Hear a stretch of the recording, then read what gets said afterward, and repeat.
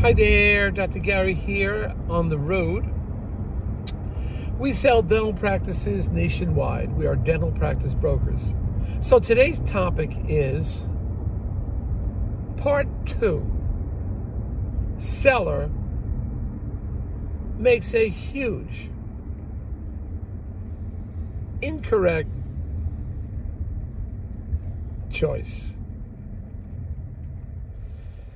Let's get into what happened there. Before we do that, as you know, we are now in multiple states and over 20 states around the country. We have 10 employees, including 2 CPA accountants, marketing director, operations director, and acquisition development specialist. So we are also available for you 363 days a year. We take off Christmas and Easter, but we are always available. 8 a.m. East Coast time till 9 p.m. Call us. If you just want to call to chat, want some advice, there's no charge for that. We'll talk to you.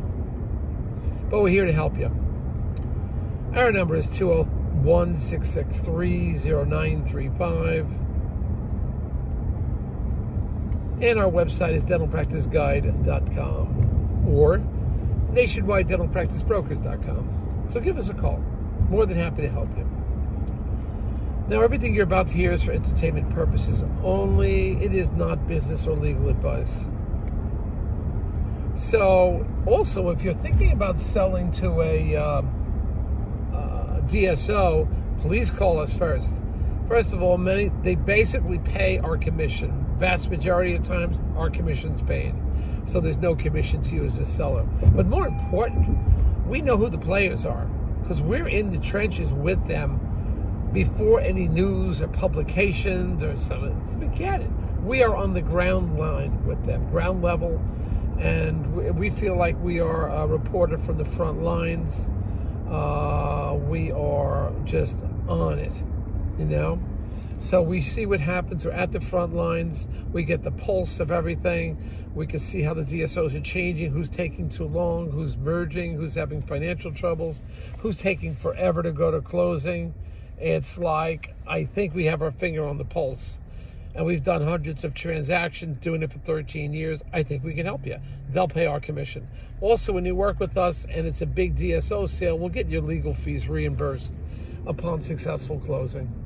So give us a ring about that. Okay, so what happened now? This seller is about to make a huge mistake. A huge one. Simply making the incorrect choice of how to move forward. Let me tell you what happened. So we have a deal. We have an agreed upon deal. We have a letter of intent. We have motivated buyers. Buyers that are experienced, buyers that are approved for the bank, buyers that have strong financial backing. They're getting the bank loan, but they're pretty strong. And the buyers are seasoned. You know, they've been out for 8 years, 10 years, had another office, so they want this office. And there's some real estate involved too. But they want this office and really focused on it and providing everything. They got the attorney. They're doing everything they should. Came to a decision with the seller. Seller accepted their letter of intent, some negotiation. So we're ready to move forward, waiting for the seller. Please sign the letter of intent. The seller's a little slow getting it back, but it really doesn't matter because the letter of intent is non-binding. You can really progress forward with everything as far as the contract and all without a letter of intent. But a letter of intent that's signed gives you at least a good feeling about it and clarifies certain of the terms. And you'd like to have the letter of intent signed, but not mandatory. So anyway, so we're waiting on the seller, and it's really taking his time, her time, whatever. Now on my contract, I have, it has limits to. We usually do 6 months, and then we have a 30-day provision. It will renew every 30 days up until such time as the seller or the broker decide they no longer want to pursue this deal. So it's an out clause. Just give us, and it had it in there. And we were beyond the 6 months. And then we also have a section where we exclude certain buyers because maybe the seller, met somebody before, and we have nothing to do with that. We get no commission. So one thing leads to another, and Still waiting. I have a signed contract. Seller put down their exclusions. And one of the exclusions was one of his dental school buddies' child that was coming out of dental school. Or he had been out for like 2 years or something like that. So it was an exclusion. So as an exclusion, you know, we have to appreciate that. Now, time goes on. Hold, we got a fire engine coming. That fire engine reminds me of some of my deals. It's like, this is crazy. It's about to go up in smoke. So one thing leads to another. Waiting to hear from the seller. Seller's not signing the letter of intent. I'm like, what are you doing? Kind of stalling a little bit. The next thing we know, the seller and my buyers were paying top dollar. So above and beyond the normal and standard customary for a purchase of a practice. And they were interested in some of the real estate too. So my seller, through his attorney, not calling me, seller decides he's going to communicate to his attorney that he's not moving forward on the deal, but rather he has another buyer. I don't know who the buyer is. Eventually I found out it was a buyer on my exclusion list. And, you know, from a contractual point of view, the seller has another buyer. I can't do anything about it. They're on the exclusion list, so I get no commission out of that. And but the seller has all rights to do that. But here's what the big error, he's making a decision, it's a wrong decision.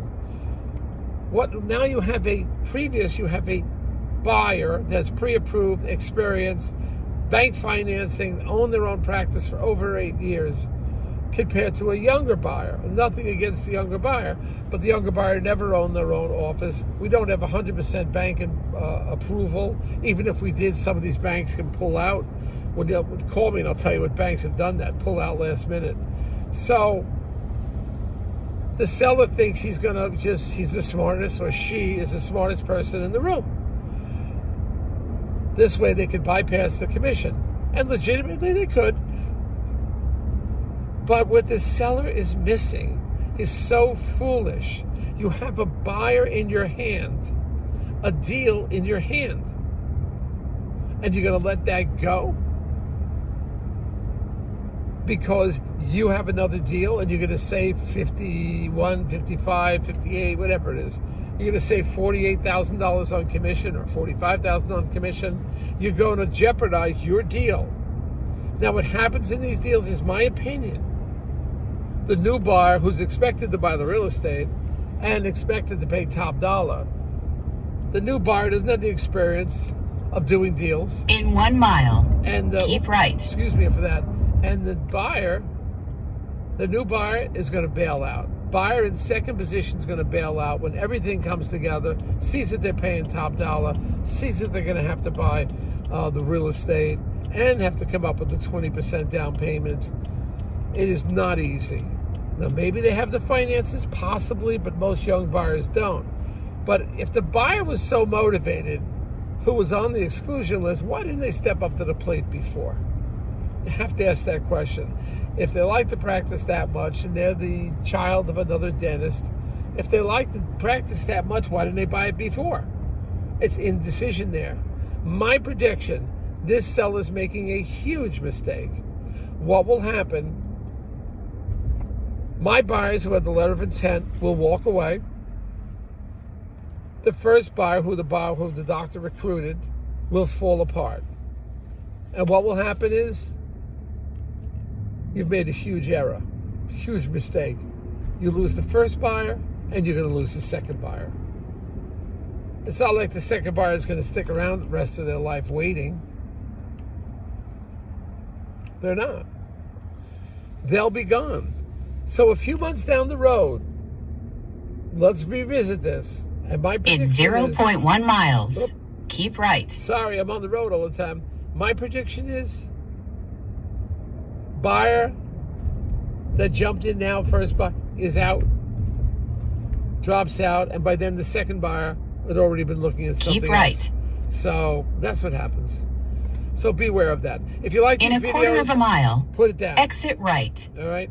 Make a note on it and hit the subscribe button. All right? We have some great ones coming out, and you listen and some new practices for sale too. I think last month we had 12 of them. So listen, and I hope you're learning something from these things. All right? Thanks a lot. Bye.